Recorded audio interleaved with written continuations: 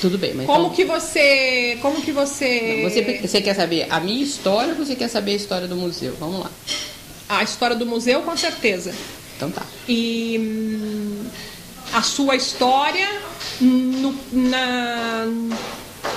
no âmbito da historiografia do próprio museu, né? Como foi essa sua participação? Como foi a história e como foi essa sua participação? Porque você teve uma participação inédita em Jacareí, como museóloga. Não é assim? Eu não sei, aí você vai ter que me contar. Por isso que, de um certo modo, esse museu trouxe novidades em termos de ciência, porque, né, era um objetivo dele também trabalhar com pesquisa científica e tudo mais. E você tem essas novidades no desenvolvimento da sua profissão, inclusive, porque, no caso, você foi a primeira museóloga da cidade. É a única, né? Primeira e única. Então, Bom, mas isso por isso que eu falei, tem duas coisas diferentes. Tem a história da museologia dentro do Vale do Paraíba, né? Porque, na realidade, nós não temos pessoas formadas a nível de, pelo menos, de pós-graduação, não, né? Porque os dois cursos de museologia, um fica no Rio de Janeiro e o outro em Salvador. E, por acaso dos acasos, nessa época surgiu a nível de pós-graduação em São Paulo, né? E outra é a história do museu, que acabou inserindo com a história da museologia no Vale do Paraíba, porque uma coisa está muito junta da outra. Isso. Mas então vamos lá. Então, deixa eu só te apresentar. O seu nome é Maria Lúcia Santana. Santana. Professora de História. Professora de História a nível médio e professora universitária a nível de História do Vale do Paraíba, em História Econômica do Brasil. E você fez algum doutorado? Não, eu fiz mestrado na área de museologia e a monografia foi o Museu de Antropologia do Vale do Paraíba, não é? Dentro do contexto, na época, da mudança de eixo cultural, que era do meio do vale para o início do médio do vale, que era Jacareí. Então, nós mudamos, era Guaratinguetá, Taubaté, e pós-museu, ele voltou-se para o início do Médio Vale, que é Jacareí, né? A primeira cidade do Médio Vale do Rio Paraíba. Então a coisa mudou um pouquinho de figura nessa época, porque foi um interesse total das pessoas ditas intelectuais do Vale, em virtude de um trabalho novo, não é? Uma temática nova, uma visão nova de um processo cultural, uma política totalmente diferenciada daquilo que era o cotidiano, o tradicional, né? E o museu está inserido dentro desse contexto. Então, a minha tese está em cima disso. Mas, na realidade, ela foi calcada em cima da prática, né? Eu sempre brinquei que museologia é uma ciência prática, não existe isso. Mas eu falava exatamente porque ela necessitava de um projeto hábil no mostrar. Né? A habilidade da museologia é mostrar as coisas corretas, dentro do lugar correto, no momento correto. Então, a peça fala por si, a obra fala por si, o vestuário fala por si, que seria a peça em si. Não precisa você ter ninguém, né? Ela sozinha está contando toda a sua história, né? Essa é a beleza da museologia quando ela é aplicada corretamente. Ela não fica solta no tempo e no espaço, né? Ela tem um objetivo próprio e alcança esse objetivo quando ela é manipulada adequadamente, né? Buscando, evidentemente, um trabalho de equipe, porque a museologia ela não existe sozinha, né? Ela existe junto com todo um processo científico da química, da física, da arquitetura, da música, da dança, porque nós podemos montar todo um esquema em cima disso. Dentro de uma aula prática de história, por exemplo, né? Você vai falar sobre... Você gosta mais do quê? História do Vale? Você gosta mais da história do Brasil? Você gosta mais da história contemporânea? Na sua área de história? No momento, História do Vale. História do Vale. Então, você vai falar sobre a religiosidade de Aparecida, por exemplo, né? Então, você pode montar a sua aula teórica e fazer uma exposição prática em cima do tema que você está falando e, através dessa exposição, dentro de um lugar correto, de um espaço correto, você fechar todas as inquietações da religiosidade do Vale em cima da exposição, sem você precisar falar qualquer coisa, não é?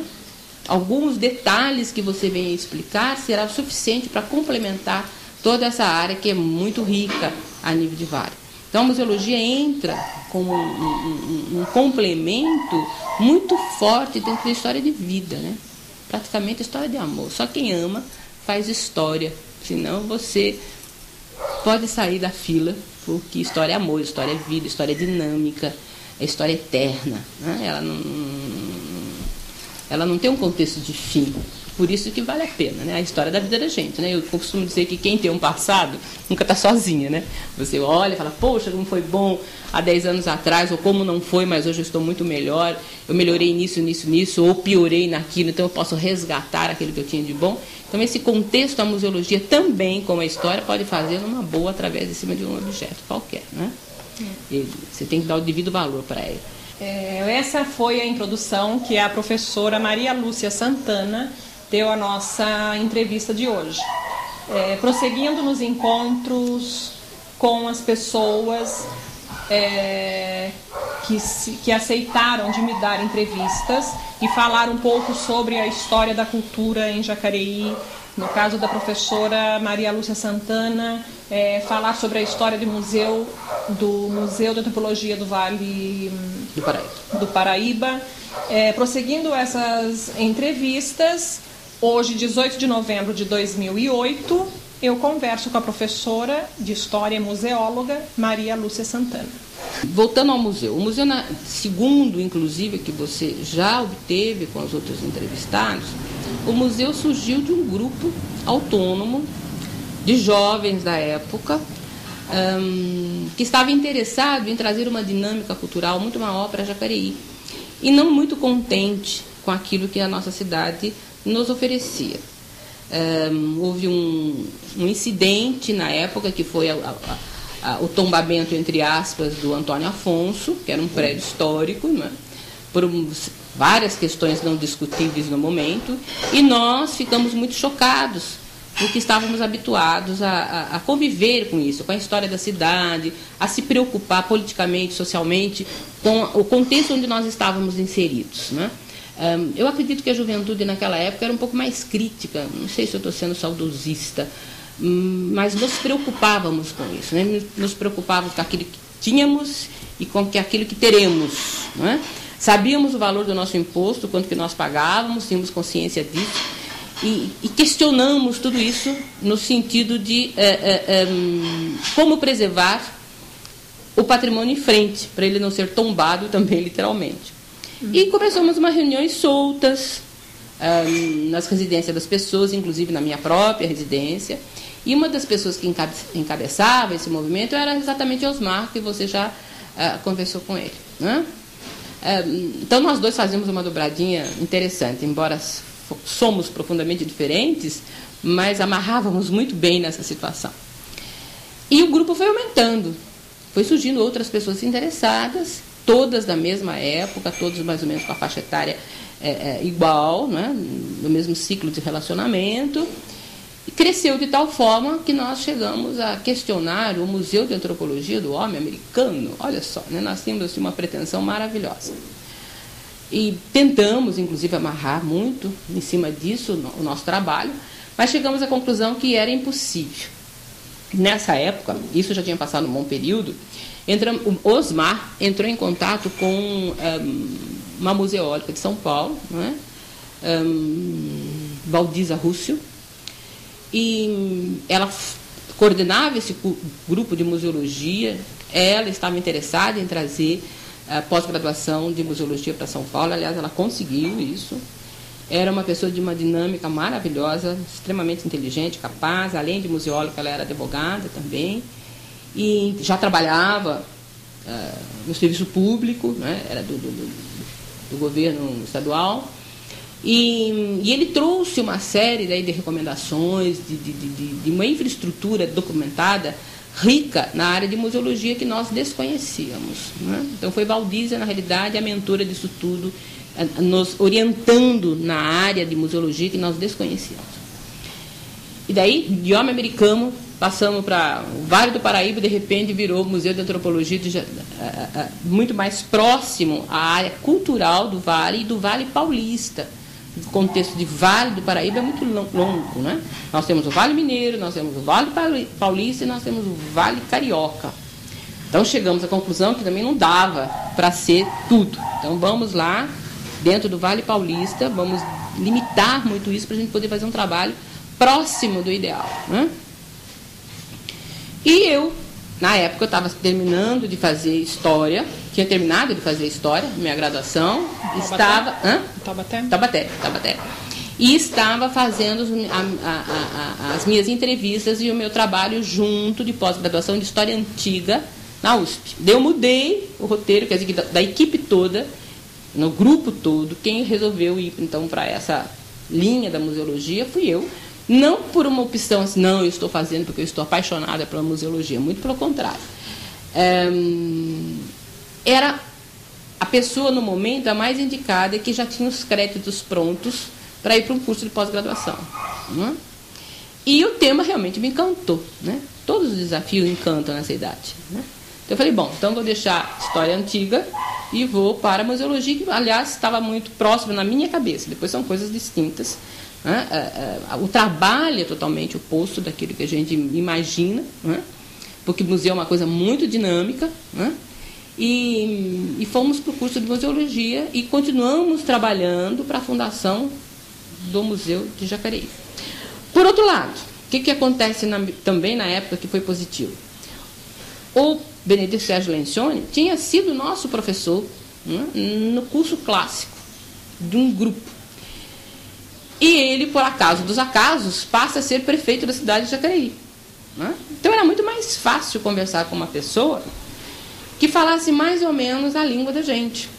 Ou pelo menos nós já o conhecia, ele já tinha os livros editados sobre a história de Jacareí. Existia um relacionamento fácil entre a gente e ele. Todos da equipe na época da administração estavam abertos para coisas novas. O pessoal do planejamento, Túlio, Zé Roberto, o Ayrton, são outras pessoas que vocês poderão inclusive conversar, já faziam parte da equipe do BSL. Né? O próprio irmão do BSL, Frederico, sempre gostou de pesquisa, se bem que era de uma outra área, mas também estava interessado, e o grupo foi se acomodando e se complementando dentro de uma outra área. Né? Por outro lado, também chegamos à conclusão que, por iniciativa privada, vamos dizer assim, nós não chegaríamos lá. Nós teríamos que ter uma estrutura política atrás, pública, né? Que as portas se abririam com mais facilidade e o nosso objetivo seria ganho com maior rapidez. Aí somou-se o interesse desse grupo, que era um grupo autônomo, particular, e que foi com a ideia pronta, com quase tudo pronto, a da administração, que falava a mesma língua desse grupo e que nos deu liberdade, entre aspas, não resta a menor dúvida que esse microgrupo que ficou, depois de um longo tempo, brigava de frente com o pessoal da administração, mas nós tínhamos embasamento para discutir. Né? E o pessoal tinha clareza para reconhecer e aceitar até determinados pontos as nossas inquietações ou as nossas exigências. Então a gente, sabendo diplomaticamente torcer aqui, misturar lá, conseguimos, né? E o museu surgiu, né? Está aí com as suas diferenças, mas na época pode ter certeza que ele atingiu todos os objetivos. Fugiu muito, né? Depois de um certo tempo, para que você consiga que as coisas fiquem em pé, você é obrigado a mudar de vez em quando a regra do jogo. Não é? Sem querer deixar o idealismo do lado, mas se mantendo, né, o veio principal, você tem condições de mudar algumas coisas. Né? Então essas algumas coisas foram mudadas ao longo de um período, pelo menos enquanto a gente estava lá. Né? E se concretizou a fundação do museu, foi feita uma permuta com o Estado deixou o prédio, a prefeitura doou um terreno atrás, foi construindo uma nova escola estadual, que é o Carlos Couto. A prefeitura conseguiu todo um estudo junto da qualidade histórica do prédio, né? Do IPT, veio um pessoal qualificado para fazer a avaliação, doutora Valdísia, não é? Que depois terminou inclusive o doutorado dela, e o Museu do Jacareí faz parte do doutorado de Valdísia, deu uma assistência durante o tempo todo, né? As figuras ilustres que vieram de Jacareí, né? Como professor de tecido, de desumidificação, que vieram visitar a cidade, né? Para poder orientarmos como que funciona tudo isso. Nós também tivemos, acho que o BSL deve ter falado dessas pessoas para você, porque como ele era o prefeito, foi ele que recebeu as todas, né? Então, assim, o prédio em si, o histórico do museu, estava ligado a figuras internacionais, no sentido técnico, como profissionais, não como de fama, mas de qualidade profissional, muito marcante, que a gente nem sonhava, né? Mas bateu, né? Principalmente, o que encantava esses profissionais em relação a Jacareí? Por ser uma iniciativa da comunidade jacariense, por ser uma iniciativa de um grupo jovem jacariense, por ter sido aceita por uma política na época conservadora, que era a política ainda, mas foi aceita, eles compraram a briga e deram acesso. Eu fui bolsista da prefeitura, né? Tanto que depois eu volto a trabalhar no museu, porque eu lecionava, né? Eu dava aula na ITPI. Falei, você tem que decidir a sua vida, né? Você tem que pagar aquilo que você está usufruindo, né? Então eu deixei tudo isso para me se dedicar só ao museu, mas era inédito uma coisa dessa, né? Numa cidade pequena do interior. Existia um contrato oficial de trabalho com você como museóloga? Não. Depois que eu recebi certificado como museóloga, né? Inclusive teve a cerimônia, o pessoal da prefeitura inclusive participou, daí sim, eu fui contratada como museóloga, né? Porque na realidade eu era funcionária da prefeitura como professora, mas segundo a lei municipal você pode conjugar, né? Os dois planos, a educação com o trabalho técnico. A lei permite isso. Então, eu continuava desenvolvendo as minhas aulas, eu era funcionária da Prefeitura Municipal e, paralelo, eu desenvolvi esse trabalho junto com esse grupo. Depois, eu e Osmar fundamos o CPDOC, Centro de Pesquisa. E nós dois fomos trabalharmos juntos só dentro desse módulo, que era a museologia e a instalação do museu. Então, esse trabalho começou a levantar o histórico de Jacareí. Não sei se o Osmar comentou com você que nós fizemos uma época um trabalho sobre Jacareí possui um tesouro, né? Então a ideia foi essa: como é que nós vamos despertar, né, a sociedade sobre isso? Então surgiu esse curso, né? Você sabe qual é o tesouro, né? O que você acredita que seja esse tesouro? Assim foi, durante um mês e meio, 2 meses, a gente fazia isso pelos jornais.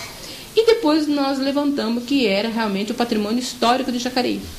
E trouxemos pessoas para fazer esse curso, ele foi homologado. Nós tivemos alunos de várias cidades do Vale do Paraíba, né? De Guaratinguetá para cá. Autoridades na área para falar exatamente sobre o Vale, dentro do contexto do Vale Paulista, inserido Jacareí, né?